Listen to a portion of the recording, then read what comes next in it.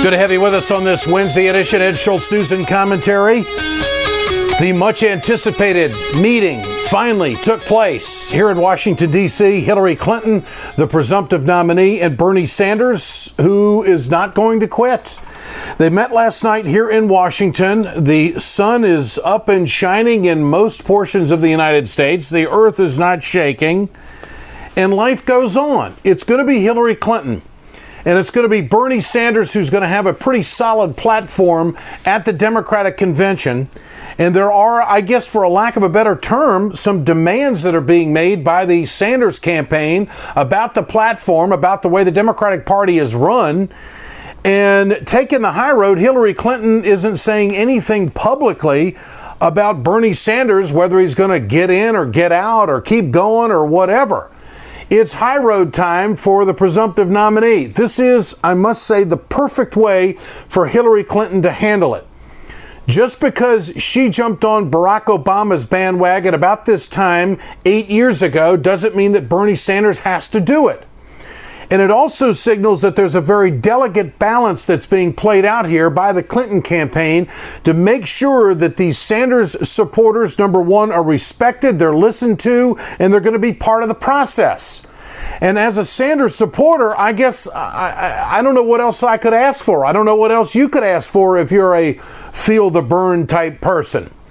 The bottom line here in all of this is that we all know that Trump is off his rocker. The guy was speaking in Atlanta today, off script, disfocused, rambling on different subjects, coming up with new assertions about foreign policy, about how we're going to have safe zones, and oh, by the way, the Gulf states are going to pay for it. So now we're in round two. First we get a wall with Mexico, and they're going to pay for it. Now we're going to have safe zones in the Middle East, and by the way, those Gulf states are going to pay for it. It's just absolutely nuts. He says that we can't defeat radical Islamic terrorism unless we use that term and identify what it is. Apparently, he wasn't affected at all or dissed one bit by the speech the president gave yesterday.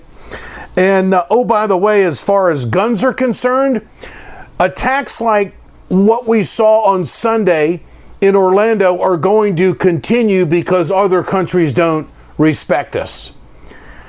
I mean, this guy is serving up a Class D softball pitch for the Democrats to knock out of the park. I don't know how Hillary Clinton can lose this election if this continues. The ABC News Washington Post poll numbers are out. Absolutely staggering. 70% disapproval rating in the country for Donald Trump. 77% unfavorable amongst women, 90% amongst Latino voters, 94% amongst blacks. I mean, I don't know how these numbers are going to be able to stand up at the Republican convention. I don't know how the Republican leadership is going to be able to sit there and say, well, you know, this guy is really our best. Doesn't the Republican Party want to put out their best? John Kasich is right, governor of Ohio. It's getting worse as it moves on.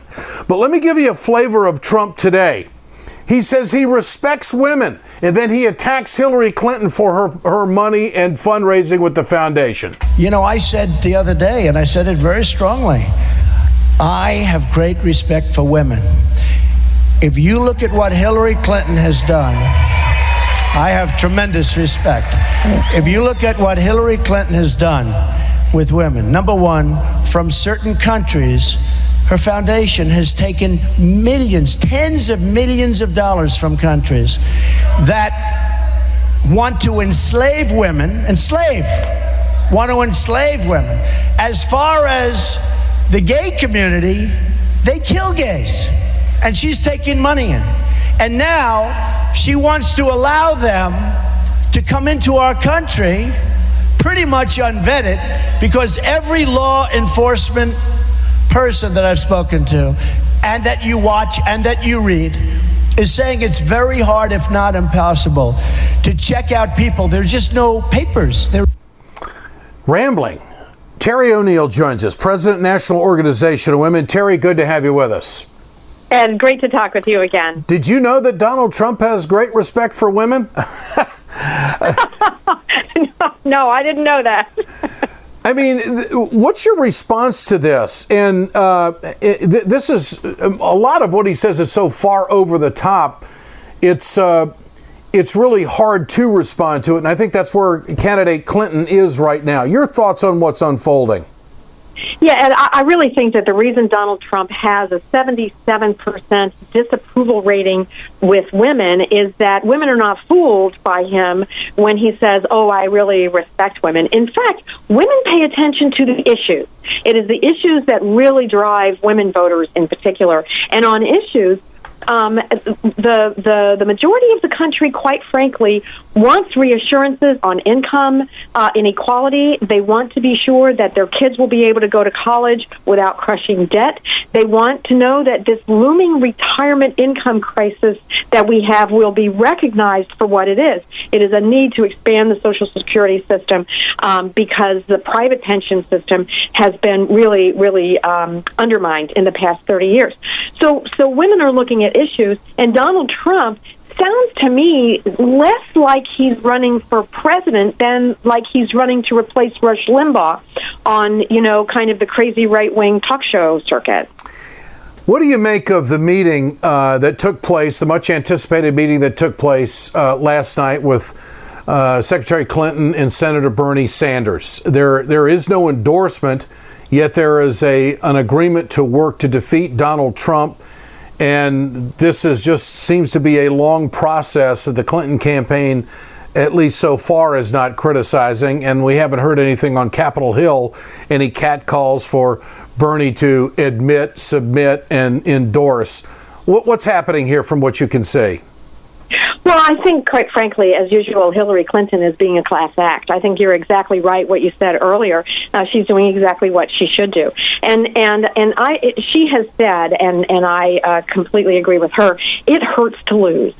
It hurts to lose. People have to be given space.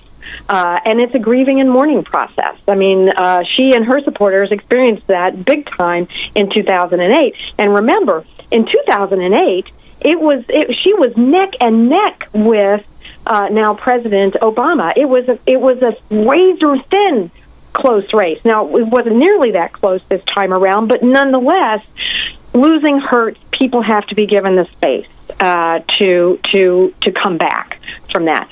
And so I think she's doing all the right things. And I'll say something else. I was thrilled when Bernie Sanders got in the race because a lot of the issues that he raised need to be part of our national conversation, and now they are. So that has all been to the good. And the even better news is that every primary season has an arc. At the very best part of the arc for the Democrats, what you saw was Hillary Clinton moving more towards Bernie Sanders on economic justice issues, and Bernie Sanders moving more towards Hillary Clinton on putting a gender lens on some of his issues, and especially moving more towards her on gun issues. So they began to converge. You saw less and less and less daylight between their positions, and that's all to the good as well. What do you say to young women who supported Bernie Sanders, and they were adamant about it? The 20-somethings, the millennials that don't know the history of Hillary Clinton and her 40 years of progressive works, but they are captivated by Bernie Sanders when he's talking about fair taxation and he's talking about college tuition being reduced and debt reduction and all the things that have captivated the millennials in this. What do you say to young women that support Bernie Sanders? Is this going to be a heavy lift, and what role would the National Organization of Women play in this? And you were an early endorser of Hillary Clinton. We are, and I guess I would say to Bernie Sanders, younger supporters, we'll talk about older supporters in a second, but I would say give her a fair shot. Hillary Clinton has said from the very beginning that she understands she needs to earn the vote of every single Bernie supporter, and that she knows that the support for Bernie among millennials is very, very strong. Now, to be clear, millennials of color split about evenly between Hillary Clinton and Bernie Sanders. Where you really saw a huge divide for millennials between Hillary and Bernie was with white millennials. So I would urge people who look like me but are a lot younger to pay attention to the issues, look at the positions, look at the policies that Hillary Clinton is putting forward, and really make an honest decision as to whether you like those policies, and whether those policies will be good enough for you to vote for Hillary Clinton. And let me just say one more thing: no candidate. I have never seen a candidate that has been perfect for my taste. We proudly endorsed Hillary Clinton and then Barack Obama in 2008, very proudly re-endorsed President Obama in 2012. We never thought he was perfect. We know that Hillary Clinton will be perfect. Our job as advocates is going to be to hold the elected officials' feet to the fire. You know, I know that we want, it's absolutely essential to elect Hillary Clinton to president. We clearly don't want Donald Trump, but she is also the leader who is she's a progressive who, if I may say, is intersectional. She really does get intersectionality, and she is going to lead us in exactly that way. That said, I'm going to be out there pushing and pushing and pushing for now's issues and demanding perfection, which you never get from elected officials. Terry, isn't it going to be easier to beat and win the White? Isn't it going to be easier to win the White House with what Trump is doing if this keeps up? If it keeps up, yes. But let's be clear. The news, the journalism is undergoing right now a fundamental change in how journalism works, Ed. And Donald Trump has shown himself to be a master manipulator of the media, and he can always come back and change his tune. And quite frankly, we as a culture do treat women leaders differently. There is absolutely a sexist undertone, and will continue to be a sexist undertone to people's assessments of Hillary Clinton and whether we want her as our president. That is going to be something that she has overcome. I know she can overcome it, but it is something that will need to be overcome. Okay. And if Donald Trump starts sounding a little, even just a little bit more reasonable, he's a very, very dangerous opponent. Terry ONeill, always great to visit with you. Thanks so much. I appreciate it. Thank you, Ed. We'll do it again. President, National Organization of Women. When we come back, more from Trump and his response to President Obama's blistering speech yesterday on radical Islamic terrorism. Stay with us. Communication Workers of America, Alliance for American Manufacturing, BioGreen Clean, and the iSave team bring you Ed Schultz News and Commentary. We're right back. Hey, folks, you've heard me talk about BioGreen Clean. I'm going to show you right now on my airplane just how tough this is. I want you to keep in mind, chemical-free, 100% plant-derived, biodegradable. It is the safest cleaner that you can get, and it's the most effective. Go to our website, wegoted.com, or go to biogreenclean.com. www.biogreenclean and order today. It's time to continue our conversation about mechanical insulation. Mechanical insulation is for the piping systems in our nation's commercial and industrial facilities. Facility owners are burning up billions of dollars through the lack of mechanical insulation on these piping systems. Call the iSave team. Insulation saves America valuable energy, and this team of energy conservation specialists is shovel-ready to save you money. Visit iSaveTeam.org to have a specialist give your plant an energy audit. We perpetuate a culture of crime all the way from Wall Street right down to the main street in our hometowns. It's worse than it has been since FDR took control of the problem and said we can't count on industry taking care of the American labor. They probably have already engaged into some type of criminal cover-up, and the law prohibits the government from even doing anything about it. Catch America's lawyer Mike Papantonio on YouTube at youtube.com/GoLeftTV. Trump today stated in his speech in Atlanta that there'll be more shootings like the one in Orlando because other countries don't respect us. I don't know how you can connect the two.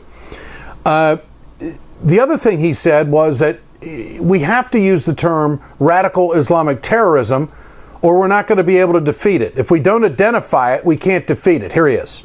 And I hate to say it again, but it's going to happen again and again and again because we're not doing what we have to be doing.